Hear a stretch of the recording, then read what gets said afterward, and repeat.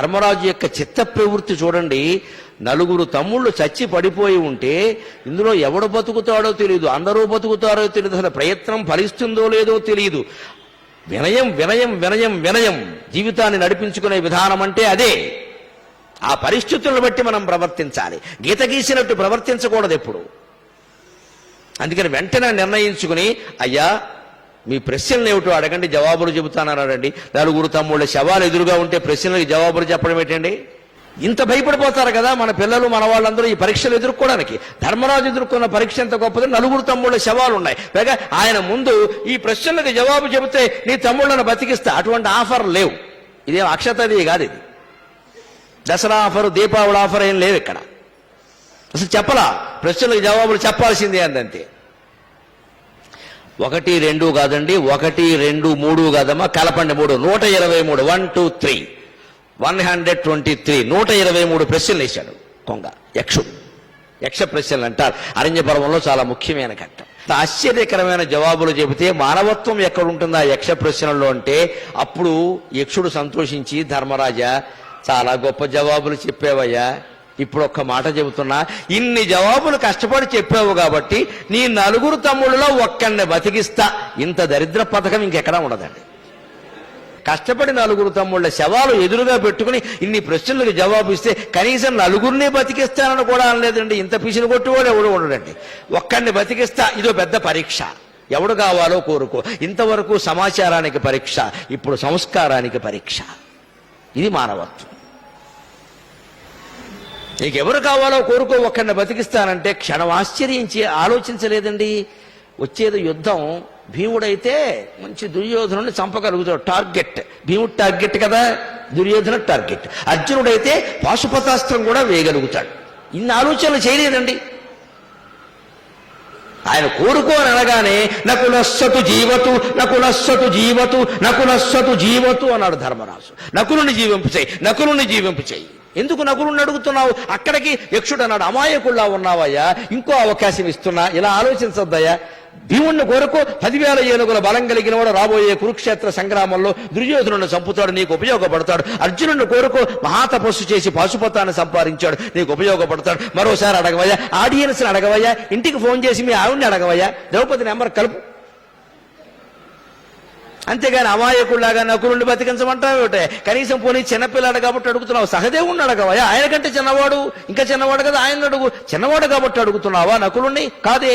పరాక్రమవంతుడు కాబట్టి అడుగుతున్నావా? కాదే. భీముడు అంతటి వాడు కాదే, అర్జునుడు అంతటి వాడు కాదే, నకులుణ్ణి ఎందుకు అడుగుతున్నావయ్యా అమాయక ధర్మరాజా అంటే? యక్ష మహారాజా, నాకు ఈ రాజకీయాలు తెలియవు, నాకు ఈ గెలుపు గుర్రాలు, యుద్ధాలు, ఓటములు, నాకు ఆ భవిష్యత్ ప్రయోజనాలు ఏవి నాకు తెలియవు. మా నాన్నగారికి 2 భార్యలు, ఆయన 2 ఎందుకు చేసుకున్నాడు ఆయన అడుగు, నన్ను అడక్కు, నాకు సంబంధం లేదు. 2 నాకు తల్లులే. తల్లిదండ్రుల యొక్క లోపాలని, వాళ్ళ జీవితంలో ఉండే ఇబ్బందుల్ని పిల్లలు ఎప్పుడూ ప్రశ్నించకూడదండి. ఆ హక్కు లేదు, వారి కర్మ వారిది. ఒకవేళ తప్పే చేసినా వారి కర్మ వారిది, మనం ప్రశ్నించకూడదు ఆ విషయం. అందుకని ఆయన 2 చేసుకోవడం నాకు అనవసరమైన విషయం అది. కానీ ఆ 2 నాకు తల్లులే, తండ్రిని నేను గౌరవించి తీరాలి.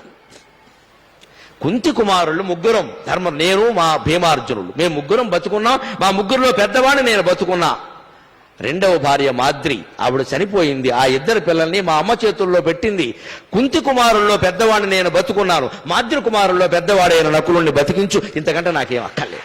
ఎందుకంటే యక్ష మహారాజా, నా 4 తమ్ముళ్ళు చనిపోవడం కాదయ్యా, నువ్వు చనిపోతావు, నేను చనిపోతాను, అందరం చనిపోతాం.